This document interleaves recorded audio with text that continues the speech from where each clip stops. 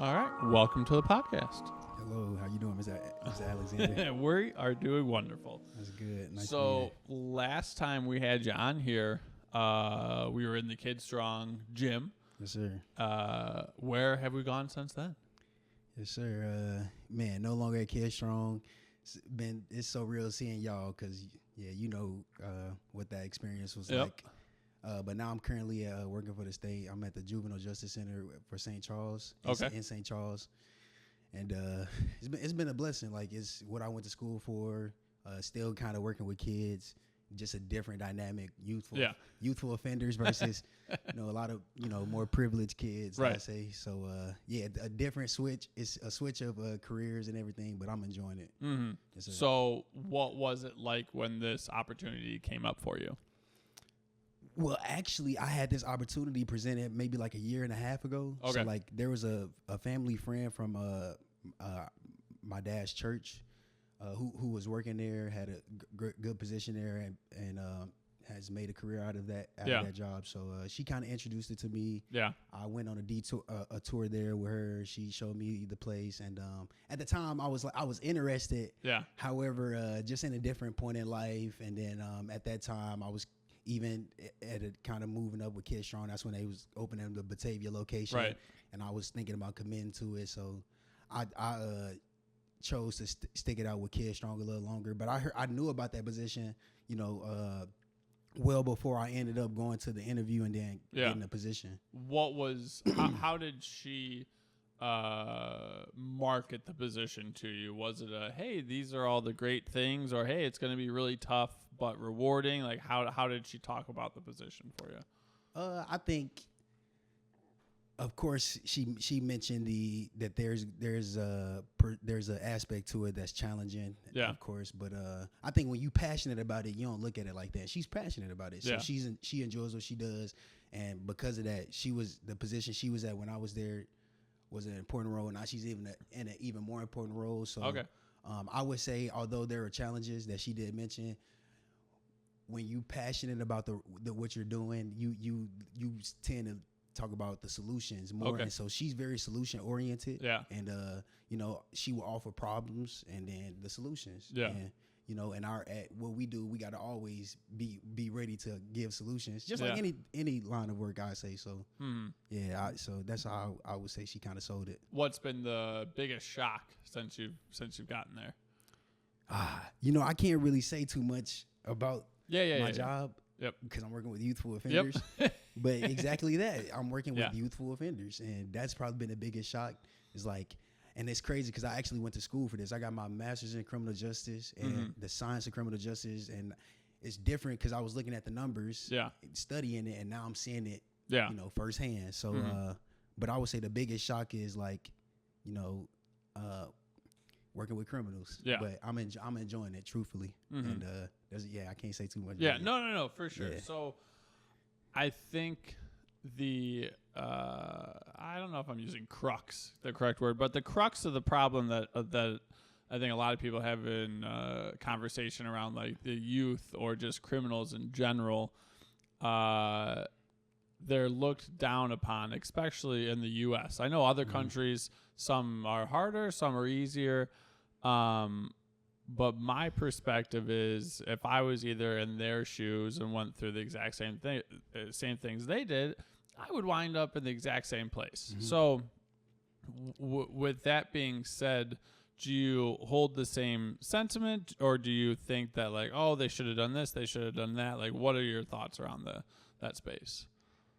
Yeah, I do feel like I'm in their shoes. I mean, like, the numbers show, I think like 90% of youthful offenders are African American. Yeah. They black, so I relate to them in that aspect. You know, I see a lot of them and they look like me. You know? And I can relate because I think, I'm from Memphis, Tennessee. Yep. Like, I've been in I know what it's like to grow up in low socioeconomic status environments, and the impact that and the influence that can have on you, both good and bad. Yeah. Typically bad, when you come in from like the city of certain places, especially Chicago. Yeah. So I would say that I can relate to them because I've been I've tried to be in the streets. I've tried to indulge in gang activity and doing things that I thought was cool because everybody was doing it. And, you know, fortunately for me, I didn't get caught doing it. You know, I've done some things that if I got caught, I would be like them. Right. So that's how I kind of related to, is that, you know, I ain't no different from them. Like, you know, I just didn't get caught. Yeah. So, well, I mean, it's just like cases. the space that you're in. You could be in Memphis and everyone around is outside. Gang activity, only thing to do, looks a little fun. Mm-hmm. Or you can hang out with Carl in Wheaton and you go golfing or whatever it is. It's just that's where you're born. That's what you're around. And I would say also some things that I remember listening to that white people just get off on when they go to hearings or the exact same cases and things of that nature. It seems that not jury, but the judge or the ruling seems to be a little bit easier. Is that something that you deal with or see, or is that something that's not in the same portion like what you're around? I think just being educated, you understand that like systematic racism is a thing. Yeah. You know, there is, you know, racism embedded in the criminal justice system, and ultimately it is corrupted, you know, for the reasons that we mentioned. You know, like certain people can commit the same crimes and there could be different outcomes. Yeah. However, you know, the justice system is supposed to be based off that justice. Yeah. So using precedents and going based off, you know, past crimes, and if it match, you know, hey, it should be the same, right? Mm-hmm. That's keeping it proportionate and fair, but that's not the case. You know, we humans. There's a lot of reasons, a lot of factors, and ultimately, the main factor is the people in power are Caucasian, you know, and they trump that, and that's so. And I don't think there's anything wrong with that if we can get along, like I mentioned last time. if you know, if black people was able to have their own too, but you know, there's been things like what's the bombing? There was a bombing in somewhere down south. Oh, Colorado. No, not the Jewish, not that one. No, but there have been. What I'm trying to say is there have been black people who have tried to come together and do things for the community, and then you know, to the point you're making, you know, embedded racism has separated that. So it's kind of hard too for even black people to come together, because when we try to, there's something there separating us, and I wish we could. You know, I think, you know, black people lack education, you know, and that plays a role in high incarceration rates and you know, being financially literate. Those things are important for, you know, any American for sure. But I wish that was something that we prioritized and we care more about, because those things are important for everybody. Yeah. You know do you think money being put into DEI institutions, or would it be better if they were pushed towards like better quality schooling or better programs? I guess DEI is the program, but do you feel like that is the best way to go about it, or just the way that they have right now? You know, talking politics is hard for me. Yeah. Especially when you're talking about where money should go and where it shouldn't go. But ultimately, I just feel like there should be something in place where there's equal opportunity for everybody. Yeah. You know what I'm saying? And there's not, you know, a lot of money being given to the people who already have a lot of money, and ultimately people who don't got a lot of money can, you know, be able to sustain themselves. So that's the best way I can answer that. Yeah. I don't know how they should allocate money and all those things. I think I think the best thing is just finding a way where everybody can be educated. And I think one problem is, you know, teachers don't get paid that much, which is wild. Yeah, that's wild. So you know, we talking about how important education is. Being financially literate. Yeah, you know, education, learning, knowledge. Why is that so important? But you know, you got people that's not passionate, like the word I mentioned earlier, not motivated, because you know they not being paid. You know, the way they should for the work they putting in. So you know, that's a problem too. You know, and I think. Well, I think we're ranked 36th, and no, I think that's healthcare that we're 36th. But our education is abhorrent as well, as far as a country goes. For you, how do you feel like you were able to beat the statistics just for a general American as far as getting your master's and just graduating from school? I don't know. Truthfully, two answers come to mind. Yeah. Answer number one, God, Jesus, easily, and I can explain that. And then answer number two, having my father, having my father present played a huge role in my life, especially like, knowing that my father didn't have his father in his life. So so my dad did it first. Yeah. He beat the odds first, and he gave us he provided an example for me and my siblings. And I think that, for myself, I do look up to him, and I think that kind of paved the way for myself. So, and my father too is a man of God, and so it wasn't easy. Once again, we mentioned all the things we as Black people we got to go through. Yeah. But things we got to go through in general as human. Grieving, loss, hurt, sadness, pain, all these things, right? But we overcame it. So my dad and God. For sure. Mm-hmm. And when you say God, is that a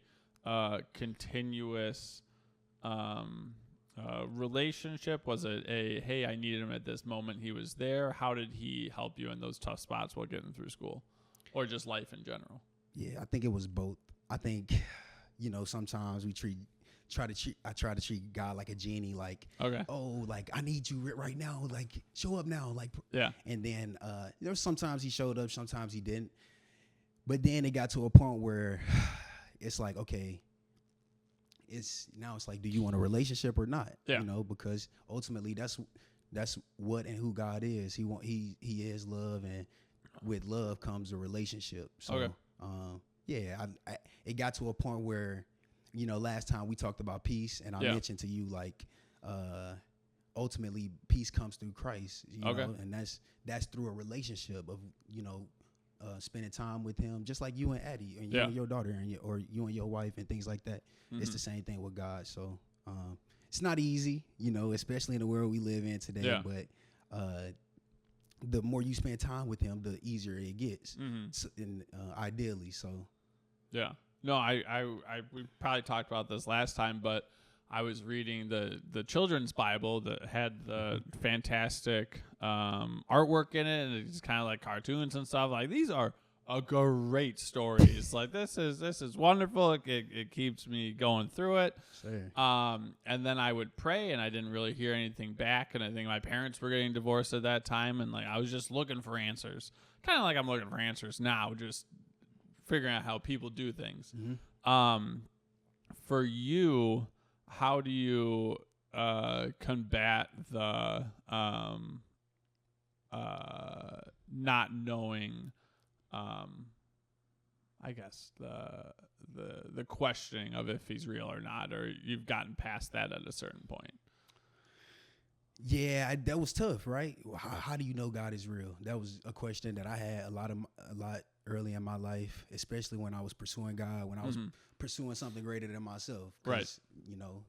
Like I mentioned, went through pain and some things, but I would say, the Bible, there's a verse in the Bible, I think it's like Romans 1. It talks about how it says, like, basically man is without excuse, and that God has proven himself through creation. Yeah. So one way I know is that, well, through creation, everything we see is evidence of God. Yeah. Right. They talk about Big Bang and all these things, but I would like to think that every cause has an effect, and now God is eternal, so he doesn't need an effect. He's always been, right? So that's how I know that too, is just understanding that he's eternal. Yeah. He's always been, and then he's the creator of everything. So I see him through creation, and then once again, just building a relationship with him. When you spend time with him, he reveals himself through his word. So the Bible, and then through people as well. Okay. So is that what your daily practice was reading the Bible? Do you just slowly move through it, or what's your process, and what does that become? I would say,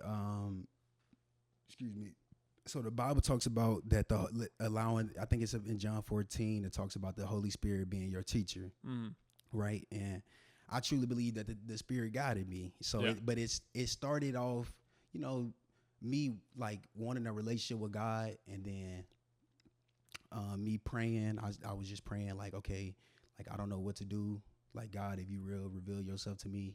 I was led to the Bible, and then for myself, I was just like, I'm gonna start at the New Testament. I'm gonna get to know who Jesus is. Okay. And then I read through the New Testament, and then so break that down for me. So what books are we looking at? Matthew, Mark, Luke, and John. That's the New Testament. I started there, and then I tried to start from the beginning, and then I just like started studying. I just got into like now I just study I spend time with him, and it's like I'm just studying the word now. So I do a lot of reading, but the Bible says that wisdom is the principal thing.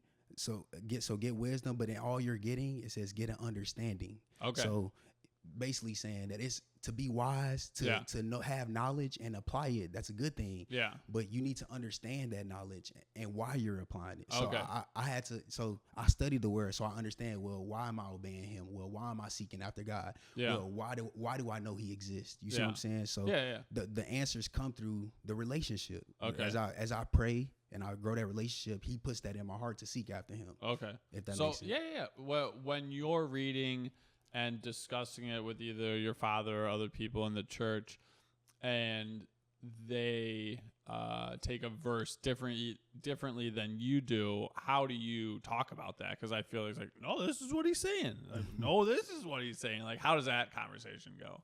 Yeah, there's a lot. Yeah, there's definitely a lot of interpretations. Okay. People have different interpretations of the word. And yeah, I've talked to my father and other people in the church, and even my friends, we had these conversations. So it's, we all, like you mentioned earlier, we all trying to find the truth. We trying to find the answer. But ultimately it's about coming together and seeking those answers together in peace and harmony. And so, yes, sometimes once again, when people passionate, there could be emotions involved, but it's, when it's typically when it's really Christ-centered, it's never to a point where it's like, we hating each other for it, but we just give it the knowledge we know and trying to find the truth from it. Yeah. So the reason why I chuckle on that is the emotional part of yelling. Some family members sometimes when talking to me, I can be frustrating on certain topics, whether it be politics or health, whatever it is. How do you handle when people either start yelling or they just shut down because like, I'm not talking about this? Like, what do you do in those situations? Last time we talked about this, and then I mentioned like agreeing to disagree. Yeah, I can agree to disagree, and in cases where that's not the case, you let people have their moments. Yeah. But that's a reality too. People don't believe what you believe, right?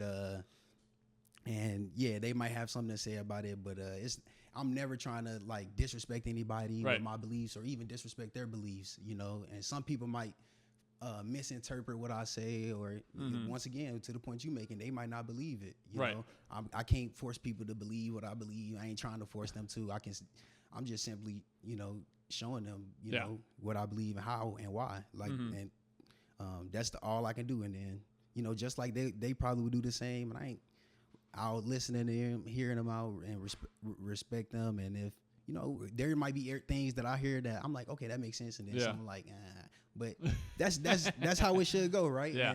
And not to, and that don't mean I got to think you a bad human being or anything like that. But yeah, I wish that was the case for everybody. I feel since either COVID or since Trump started running, that everything's just become so divisive. And generally, I would like to be proven wrong, but I usually look into stuff and have listened to too many podcasts about a certain topic. So I'm like, this, and this. And they're like, what are you doing? Like, we're fighting about this. We're not going to talk.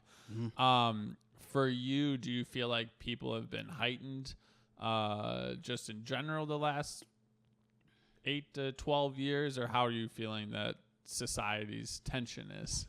Man, it's a lot of things happening in the world. We go from COVID to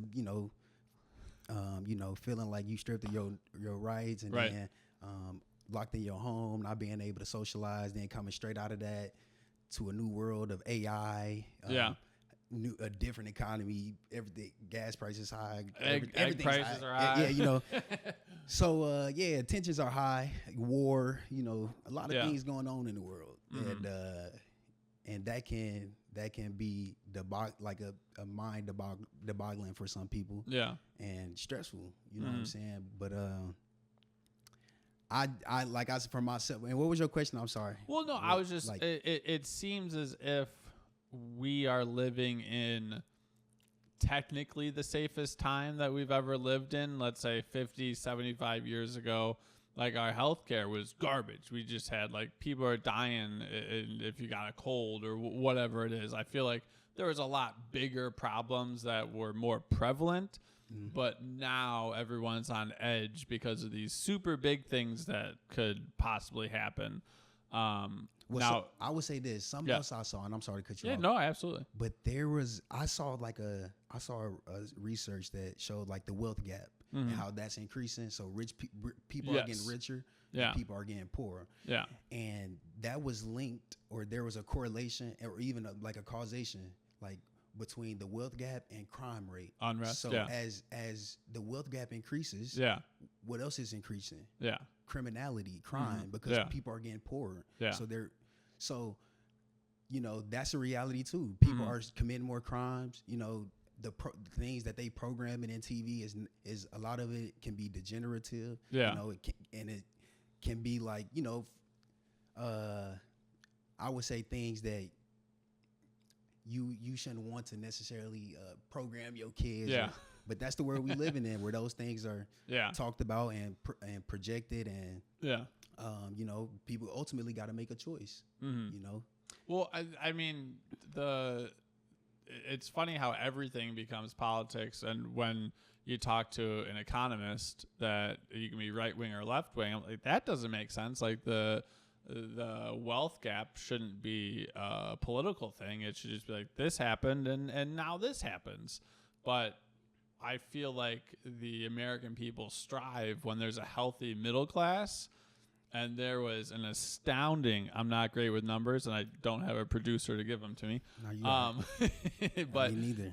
Taxes were super high, and companies were not allowed to become monopolies, and then also they couldn't do cash buybacks, which that used to be illegal. So that pretty much just means if you want to give yourself a bonus, you use the company's cash to buy the stocks, and that's going to inflate the price of the stock. Therefore, the shareholders or whoever has the stock can sell it, or they hit a certain goal, so they get a bonus. It used to be illegal, not illegal anymore. So that money used to be, hey, we're going to give this to wages, we're going to give it to research and development for the company, and it used to be about like improving more or less the America. But if you look at I'm going to get the words wrong now, an investment firm, no, I'll get them wrong. Anyway, so they buy up a bunch of businesses and then they scrap them. So what happened with, I want to say, not Crab Shack, not Colonial Cafe. What's the lobster place? That's Red Lobster. Yeah, Red Lobster. So the private equity, that's what it was. So private equity came in and said, hey, what you're going to do is you're going to sell us the land, and then we're going to rent it back to you, and you're going to at an exorbitant price, and you're going to be paying us monthly, even though you already own the land. So is that like a separate entity? Yeah, so they would create like a bunch of different companies, so that when they did default, or when the money started to dry up and they couldn't afford what was going on, then they would just either go bankrupt or they'd sell off the other pieces. And like that's just lining pocketbooks. Like that's not helping anybody. Yeah, that's not increasing the wages. That's not increasing whatever it is in the community. So it's really interesting because America became what they were because everybody liked the freedom and the money and the capitalism portion of it. But we're getting to a point where when you have more power, you just want more power. Like, I mean, I'm not going to blame you. And greed is one of the 7 deadly sins. Yeah. So, and I wouldn't say, no one I know, no one in my circle is a billionaire. I know some fairly wealthy people, and there's not a really good argument for not having a strong middle class, because like you said, when that goes away, like there's going to be problems. Like if there's no jobs, or the job is not paying, I think the average age for a homeowner is 56 now. Dang. It went from like 34 to 56. Like it's just not feasible right here in where we live, Batavia. Phenomenal place, 400,000 for middle of the road. Man, that's hey. And I'm like, when we were looking in 2018, it was maybe $250,000, and I was like, babe, you know what? Prices are high. We should wait a little bit. I think our rent was like $1,200. And yeah, made a mistake on that end. But what was y'all at before? Still here? Or yeah. So our first place we moved into was Geneva. Then we moved from there to Sugar Grove, and then Naperville. So during COVID, we wanted to stay in Geneva, Batavia, St. Charles area, but the places that we tried to just rent, people would pay up front 2 years in advance for a rental. Wasn't even for a house. So we were getting outbid on rentals. Like usually someone posts, this is what the rent is. Okay, here is the money. I will take it. It's very competitive. That's not what was happening during COVID. And we're like, this is wild. People should be stable. We're looking to stay close to family just because we love community, and I think if you're just building a family on your own, that's tough. You can definitely do it, but them seeing their grandparents do things is one of my favorite things. Like when we go over to my mom's house, they go to the backyard, they're planting flowers, picking up sticks, they're doing some type of something outdoors, and it's work, but they have this is what I do with the family. They're not necessarily getting doted on. They might slow my parents down a little bit, but it's just part of community that I think is growing them, which is fun to be around. But I think that was our economy should be better for the middle class. Yeah, no, and for real, and to the point you're making now, it's like because the economy is tough, it's like, you know, you need a community now more. You know, you need the extra hand, and you need it in general. I think that's why there's 1 billion people, 7 billion, however many people in the world, is because we not alone for that reason. And I think that's what's, you know, playing a negative role in our society now. You mentioned, like, it's super competitive, but it's also a lot of, you know, I would say, like you mentioned, greedy people. Yeah. People driven on, you know, the money or whatever it is for themselves. And I think there's nothing wrong with that, but to a certain extent. Like me and my coworker not too long ago, we was talking about like the alpha mentality. Okay. And how like that's good or bad. So he was the Are we talking the fresh and fit version, or that's the only or the alpha mentality, whatever version there is that. So the way he was explaining was he felt like he was an alpha male, and I asked him like why, like what does it mean to be alpha, and I was basically saying like my perspective of it is like trying to be a superior male, and you know trying to almost demand respect, and that's where the world is going though, and trying to, you know, act in, you know, a persona, right? That's where the world is going, and unfortunately, that's playing a role in, you know, the society and the culture too. Yeah, you know, because people really trying to act like that, and you know, my definition of alpha male is Jesus. You know, truly humble. You know, the Bible talks about how he came in the power of God, but he humbled himself as a servant. You know, he washed his disciples' feet.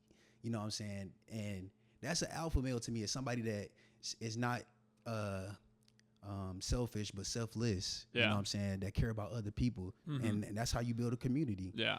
Well, I this came to my head because I was thinking as you were saying it though, but the alpha male seems to always be looking for recognition for other people, like the nice car, I'm not gonna say big muscles are bad, but if you're just doing it to get the admiration of other people, not to show that like you care for your body, but everything seems external.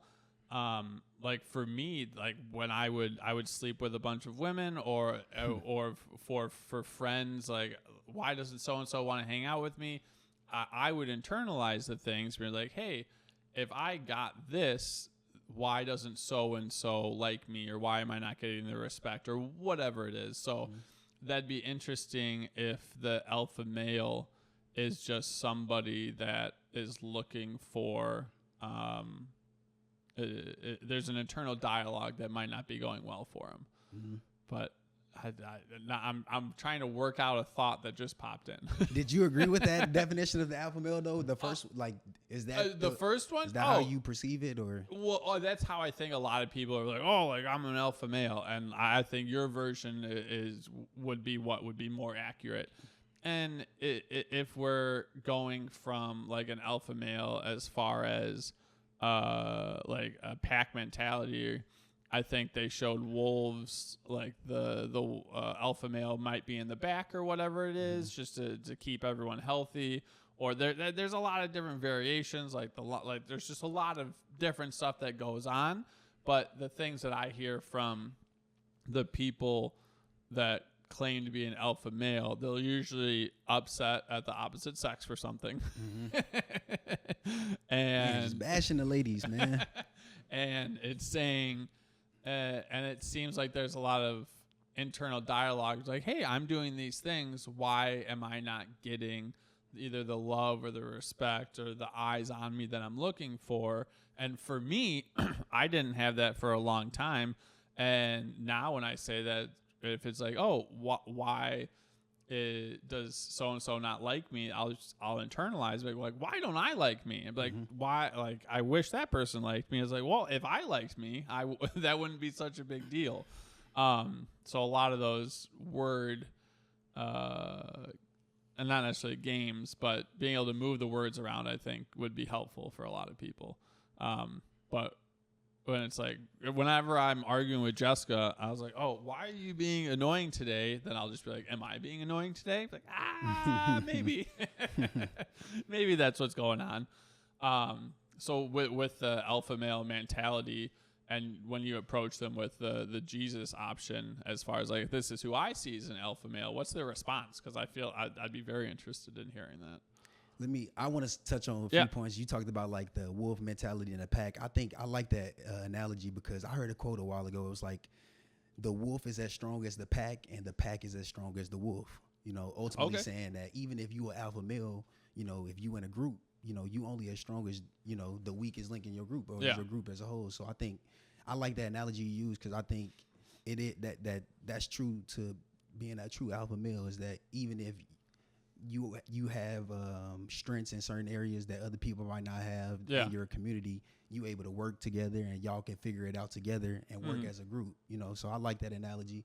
And another thing I like about my job was we during our training, I just recently got out of our training, and there was something they taught us called trauma informed care.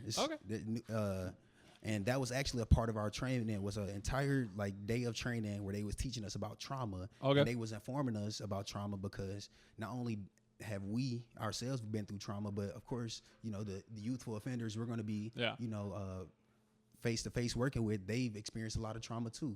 And it's in understanding that trauma, we can understand that we can peel back the layers and we can see instead of looking at it from a surface, we can see it from the root and say, okay, oh, this person's acting like this because of their trauma or something behind it. But unfortunately, we don't live in a trauma informed, you know, world where people are constantly, where people are caring about other people, you know, and their traumas. But also, like to the point we mentioned earlier, a lot of people going through their own traumas too. So it's like, how do I deal with my trauma and then help this person? And then, so it could be overbearing at times, and for myself, going back to Jesus, for me, that's how I keep myself balanced. Okay. You know, that's once again, that's my peace, and that's how I explain it. You know, I try to, you know, the Bible talks about moving, breathing, and living everything through Jesus, and like as I, you know, grow my relationship with him, I see why, because I understand how I am without him. Yeah, you know, like just like you mentioned, like women. Yeah, last time we talked about drugs, things of that nature, things that I was getting involved in that I noticed that once I started building a relationship with Christ, I started to separate myself from him. And so that's how I would explain it. Yeah. So the trauma, the training that you went through, were there certain phrases or words, or what was the approach that they were teaching you through that process? So a lot of it was data driven. So just telling us like where a lot of these kids come from. The reality of their environment. Informing us about gangs, because a lot of them come from gang activity. Helping us see signs and, you know, things that, you know, maybe this kid was neglected because hoarding food or things of that nature. So they're even teaching us like ways we can pick up on things that to even notice like, it's deeper than what we might be seeing. So, but yeah, it's a lot of things that go into trauma, right? You know, and even their state, like we have to learn how to de-escalate situations, and ultimately how to provide comfort to people in traumatic moments, because, you know, being incarcerated can be traumatic. And coming from a lot of trauma too. You know what I'm saying? So you got to walk a certain way, and I think the state of Illinois is doing a great job of like training us on these things, and helping people see and understand that, you know, they not just criminals, but, you know, they are a part of the numbers, like we talked about. The way they don't have it as good as some people. You know what I'm saying? And that plays a role in it too. Systematic racism. So that's a form. So all these things. And would you say it is more racism or more location based, because economic based? Because I know I'll go to Alabama or Arkansas, or there's we'll just call them Hicks. The quality of education, and they don't have a lot of money either. Is there a large incarceration rate for them as well, or is it not on par for similar in the African American community? I would have to look at that. This is what I would say. One thing, I got my undergrad in psychology. One thing I remember from learning about psychology is that there's never one solution to a problem, but there's never just one factor to a problem. Gotcha. So which is a bummer. Right. So you just asked me, you know, is it the environment, or is it ultimately, you know, the nature nurture theory, what they talk about? Is it the way that they're brought up, the way that they're nurtured, or and then or nature, like how were they, and is it innate biology? And, well, it's both. You know, you can be predisposed to some things hereditally, and then your environment can influence you. You know, we live in an influence driven world. Most people want to be influenced. And well, it's all influence based, right? You was influenced to start this podcast. You was influenced to get a dog. You was influenced to everything is based off of influence in a sense. You know what I'm saying? So so part of it is being influenced through what you see, but then ultimately, you know, people make it.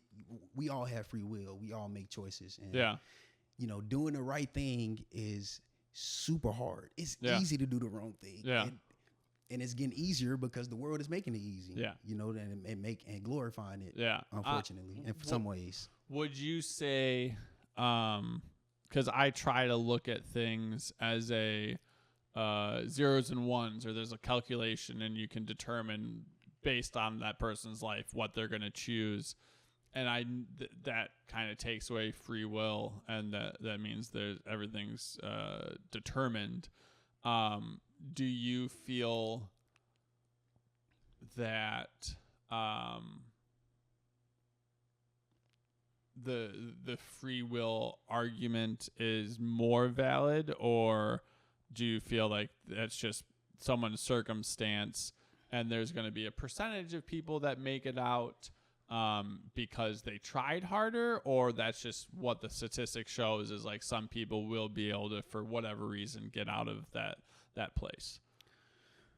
I would say I think numbers show you the likelihood of things to happen, right? Okay. We look at numbers to say, okay, if it's a like 50 or more, okay, this is half is likely to happen. Or if I flip a coin, I'm 50% likely. I'm 50% likely to get heads or tails. Okay. So it's gonna tell me the likelihood. Out of 10 times I flip a coin, I'm gonna guess because I got 50% of getting 1-1. I'm gonna assume I'm gonna get 5 and 5. Yeah. But if I flip a coin right now, it might be 7 or 8 times head, 3 right. times. You see what I'm saying? So it don't always work the way the numbers show, and that's the numbers just give you a general idea. You know, that's why you have the average, above average, below average. So generally, on average, you'll get a group of people doing this. Yeah. But ultimately, that's where free will play a role in it. The reason why everything is different is because everybody make different choices within those moments of life. Yeah. If it was all the same, it would be, the data would be pretty similar, and it is similar. Yeah. But it depends on how you it depends on the number of people you looking at, and all those things matter too. So, but I would say ultimately numbers just give you an idea of, for example, if I didn't know you, and somebody told me, well, Mr. Alexander likes to wear a blue shirt. Most times you see him, he's going to be wearing a blue shirt. Yeah. I'm going to assume, okay, just because they told it, and if that was true, I'm going to assume that, right? Yeah. But let's say I assume it, but then every other day I see you wearing orange or pink or yellow. So yes, the numbers give us an idea, but it's not gonna always be like that. Gotcha. That's how I kind of understand it. So, and I do it that way because I don't want to look at somebody and just look at them and say, okay, well, based off this, I know you're gonna be like this because I've seen this before. Okay. You see what I'm saying? It's not gonna be like that. Yeah. Everybody's path is different for the reason of free will. Everybody make different choices. Mm-hmm. So, that's how I would explain it. Yeah. So I would say my information on gangs is very limited. So I can just go off of numbers, but as far as gangs these days, I feel like there's a lot of drugs that are coming in from Mexico or wherever, and someone's got to move those.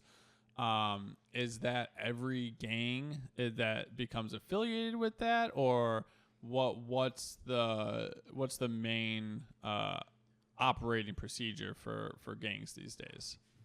I don't know anything about gangs. I wasn't in any gangs or anything. Yeah. I don't want to self-incriminate myself or anything. No. But there is a culture. Like we just talked about numbers.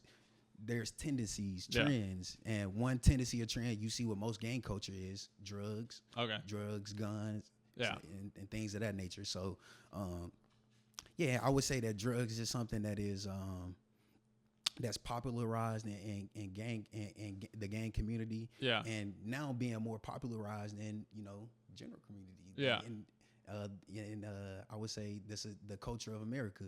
Mm-hmm. Drugs, alcohol, those things, the same things that gang.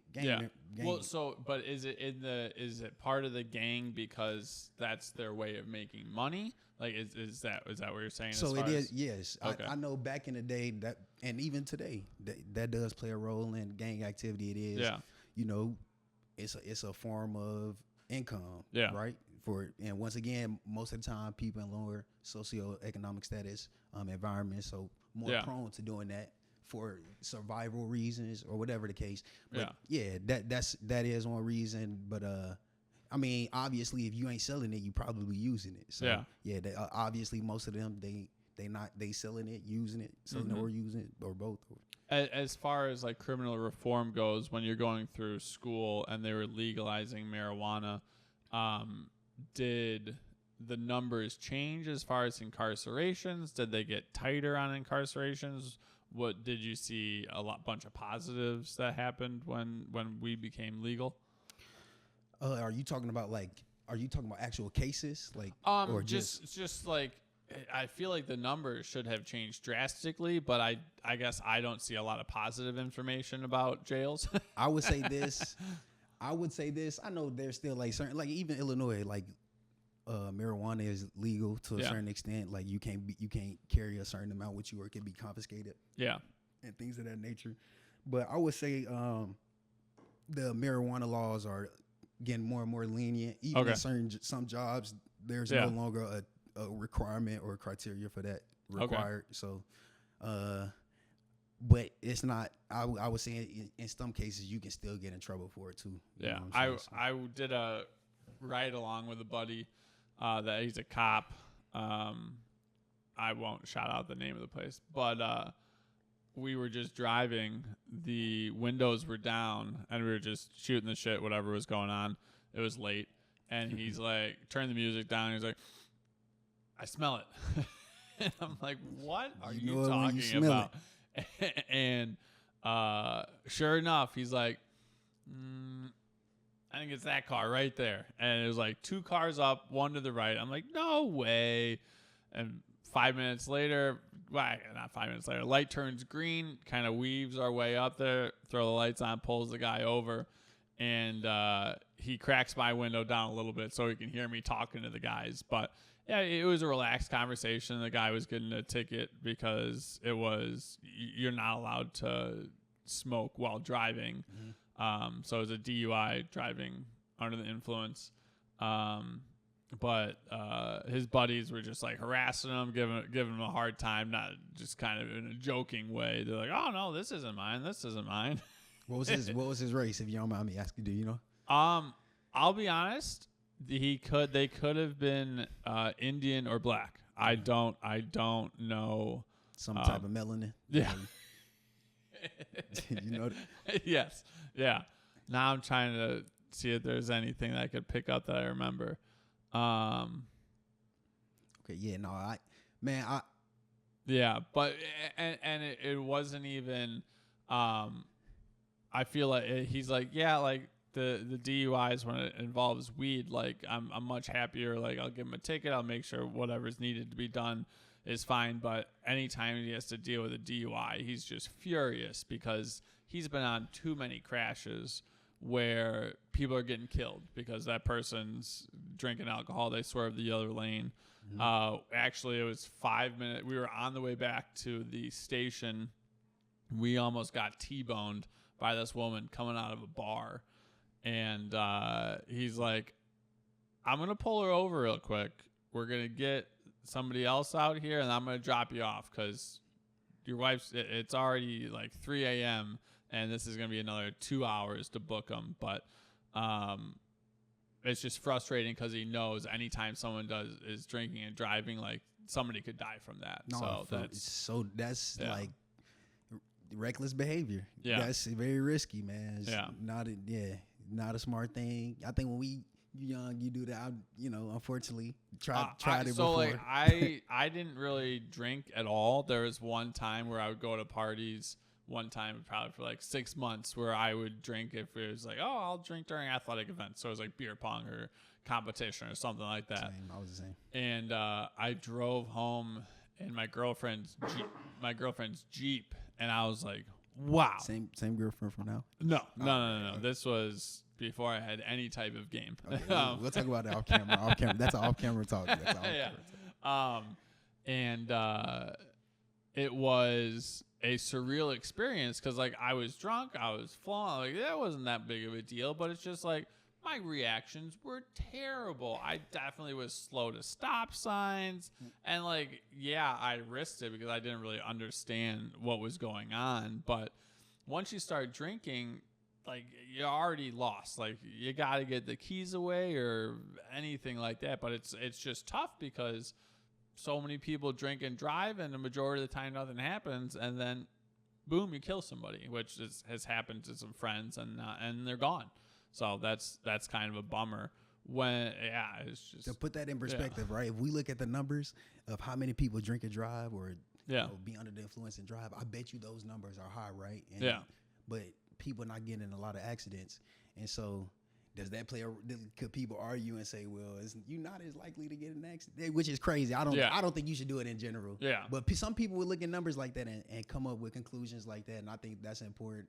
That's why even then you got to look deeper into the numbers, right? So when we looking at things like alcohol and marijuana, like the effects of it, what could happen, and a lot of people not thinking about the effects of, what they suffering from when they drink. They just thinking about how I'm gonna get home. So, from your background in schooling and what you're dealing with now, does alcohol ever show itself as a positive in life? I don't know, man. I think the only like positive alcohol has, and it's me personally. Yeah. In my opinion, is that it is advocated and it is like advertised everywhere. Yeah. And so people want people to drink. Yeah. That's not a secret. I would say that's the only positive thing is that it's being talked about everywhere. Everybody drinking. Yeah. But, obviously there's a reason that it has an age limit, and there's a reason where they even have they have a drinking limit too. Yeah. But I don't know. I think we humans, like I didn't dabble in it and things like that, but I wouldn't condone. Like I wouldn't teach that to my kids. Like I would hope my kids don't get into things like that. Yeah. Well, now, would you do it similar to how other countries do it, where it's just kind of a part of everyday life and the binging really doesn't happen too much? I grew up in a Scottish-Irish family, so everyone... That's the culture. They were not... I think alcoholic is a different word. There's definitely when we would leave a dinner party, they'd be like, "Oh, how many people were there?" It's like, "Oh, we had that many bottles of wine." Mm-hmm. Like that's absurd because 5 of us were kids, so you drank more than per person, but they could hold their alcohol. I'd say like only 1 or 2 person would slur their words towards the end of the night and then go sit down, or like there wasn't anything too wild going on. My granddad used to give me some of his beer. Yeah. He used to drink a lot of beer. Okay. A lot of beer. So I can relate with you there. Well, and I snuck some once. It was peppermint schnapps or something like that. We were on vacation. Very privileged. It was an island in Canada, and they just had their wet bar. And I was like, oh, I'm going to pour myself some alcohol. I took a swig. I'm like, this is terrible. And then probably for the next couple of years, like I didn't try any. We went to Scotland because just go family heritage and things of that nature. My grandpa, where he grew up, we went to the same corner where he sold newspapers. So that was pretty cool. It's like, oh, and he's like, yeah, for a nickel or something like that. He was giving us his life story when he lived there. You say your granddad? Yeah, my granddad. Wow. And what is he doing like this? So he passed away 3 years ago, okay. But his story abbreviated. He grew up in Scotland.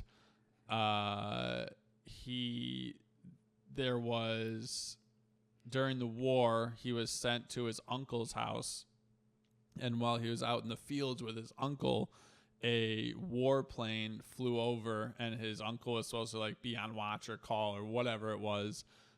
So things started to get a little bit too close, and then he was shipped on a boat to America, and on whatever the carrier, not a carrier, ship. The ship. We'll go with the ship. There's a bunch of ships. They left early. A bunch of other boats got blown up by U-boats. He is then in Canada. I think it was Canada with family, and he's a logger for a majority of his age growing up, so making good money logging. And they're like, hey, you come back here, you're going to be making, I want to say it was like 40 to 60 grand a year, and that was A lot back in the day. 70 years ago. That's a lot back in the day. So it was a bunch of money. And he ended up going to, I want to say UBC, which is a London Business School of Economics. And he ended up pulling a prank, which was hanging up a bunch of toilet seats from all of the math, the English, like all their bathrooms, and they were stringing them up. They couldn't touch the science because that was guarded by Mounties. What do you mean by stringing them up? Like he was going down like Main Street and like putting up the toilet seats, and like no one could you couldn't use the toilet, like you couldn't sit down, like the guys could just pee standing up. Oh wow! But that was that was like their prank. That was a school prank, or that was a school prank. Man, our school prank was like some roaches. We like let out some cockroaches. Like, man, that's crazy. We was going for the school, not for the students. So he was stringing up, or as the story goes, this is probably 5 people telling me this story. He would tell me this once a year. And then as he was stringing it up, a Mountie got him and brought him into like the headmaster's office or the principal, whoever it is, and from whatever it was getting in trouble, he then became class president the next year. Wow! It helped him with some internship, and then he started working for GE, and from there he became a consultant. And what he would do is he would go to your company and just tell you how to run it a little bit better. And then sometimes they'd be like, hey, then he started his own consulting firm, bought a company up in Canada, and my grandmother, a wonderful woman, very demanding, had 4 kids, and said, hey, you can't be flying back to Canada and here all the time. You got to make a decision. Mm-hmm. So he bought a company in Aurora, so American Well Works. It's called Amwell. And from there, he expanded a little bit, but that was my grandpa's long story short. Wow. That is, I think I met with somebody with that business in Batavia, because I used to go to like the chamber events. Okay. And I would do business. And I think, was it like a blue and white card? Amwell? Amwell, yeah, it could have been a wastewater treatment plant. I think I met somebody, because I'm like, that sounds familiar. Yeah. I mean, it's a small world. It's crazy how that works. Yeah, no, absolutely. We having this conversation. Well, so he actually did a lot for the mental health community in Illinois. He got some laws passed as far as police officers had to have X amount of training because people would, like, so my aunt was schizophrenic. And there was just a lot of issues as far as police officers didn't have the understanding how to approach a situation if someone's having a mental breakdown, mm-hmm. or if they just don't have the mental aptitude to understand what's going on. Yep. So just like you had training for trauma and stuff like this, whatever they got passed was a lot of police officers now have to have training for, we'll say, mental health patients. But mm-hmm. that was Mental Alliance. What is Mental Alliance for the... What is it called? Mental Health Alliance, or now I'm trying to remember what it's called. NAMI, National Alliance for the Mentally Ill. So that he started the sector around this area for mental health. But that was that's crazy. Mental health awareness is so important, for real. And I would say this to that point. I would say, can you what was the last part you mentioned about the mental health and how he started the business? I'm sorry. Yeah. So he started, NAMI is something that's all around the country, but you can have your own little factions, the incorrect word, but where there would be meetings, and then he went down to Peoria to get some laws passed so that police officers had the correct training to handle. So, and to kind of go off that, like, that is true, because I got my undergrad in criminal justice, and I remember we would talk about the calls for service. Like, it's like 80% of calls for service is like, has to do with things like domestic violence, or maybe somebody was drunk and things like that. And so, to the point you made, law enforcement aren't really properly trained to handle those service calls. And like nowadays, they're bringing on social work. So you'll see they bridging the gap between social work, psychology, and law enforcement for that reason, because the psychology and social workers, they have the tools and resources. So actually, at the Montgomery Law Enforcement the Montgomery Police Department. There was a man who when I got my master's, we went to school there. He was recruit me to work law enforcement there. So I actually had a job opportunity before I even had KidStrong at Montgomery PD. I just never took it. And he also told me about another position they had, which was a social worker position. Yeah. And I was highly interested in that position. So no, that's what persuaded you against taking those positions? Law enforcement. I would say one, I prayed on it. I prayed to God, and it just went. I didn't line, and I would say two. I knew law enforcement. Even though I like law enforcement, I knew that wasn't what I was called to do. I knew I always wanted to work with kids. Yeah. When I was getting my master's, I was like, and me and everybody in our group was talking.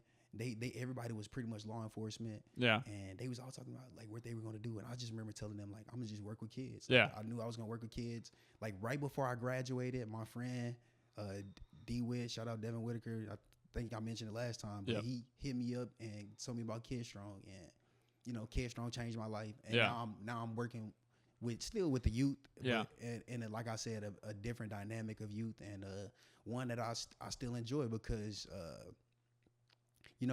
they need influence too, good influence, and I pray to try to be that for them. Yeah. In some ways, so I can't directly impact recidivism, which is the rate of which people reconvict. Yeah. I can't directly impact that, but I can indirectly impact that through like my relationship with them. So I try to be a good model for them. Yeah. Because just like I mentioned, that a lot of them in there because they ultimately they might have saw bad model. Yeah. So when you're working with them, what does a day or a regular schedule look like for you? That you could like. As far as I look at a school and you have these certain programs you got to go, like you got gym, you got lunch, you got English, you got this, you got that. What's put in place to help these kids? Yeah, so now St. Charles, the location I work at, is currently called the